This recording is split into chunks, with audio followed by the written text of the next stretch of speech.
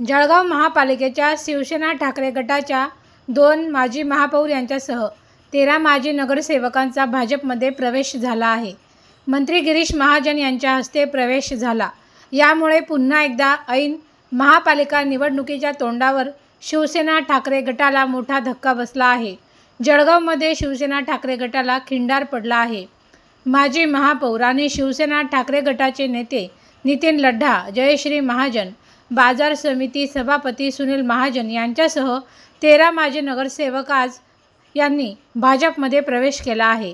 जळगावातील भाजप जिल्हा कार्यालयात मंत्री गिरीश महाजन यांच्या उपस्थितीत माजी नगरसेवकांचा भाजपमध्ये प्रवेश झाला आहे।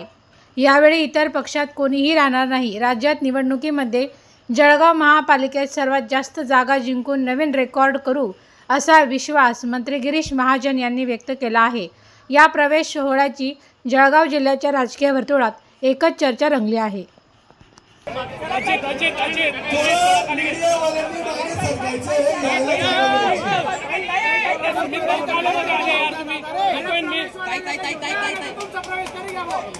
शबानाबी घाटी माजी नगरसेविका, अमोल संगोले, जळगाव शहरातील उबाटा या गटाचे उद्धव ठाकरे गटाचे नगरसेवक, माजी नगरसेवक, महापौर जे आहेत असतात राहिलेले माजी महापौर कडे सध्या पुढे बॉडी अस्तित्वात नाहीये आणि म्हणजे माजी आहे, मुदत संपलेल्या म्हणून माजी महापौर 3 माजी महापौर या ठिकाणी भारतीय जनता पक्षामध्ये प्रवेश करतायत। मला वाटतं यानंतर आता कोण उबाटामध्ये राहील किंवा काँग्रेसमध्ये राहील हे काही सांगता येत नाही। गेल्या वेळी सुद्धा आपले 57 नगरसेवक भाजपच्या ठिकाणी निवडून आले 74 पैकी। आता सुद्धा आपल्याला ते रेकॉर्ड ब्रेक करायचं आहे। त्याहीपेक्षा जास्त नगरसेवक आपल्याला या ठिकाणी निवडून आणायचे ज्यावेळेला आपण महायुतीमध्ये लढणार आहोत।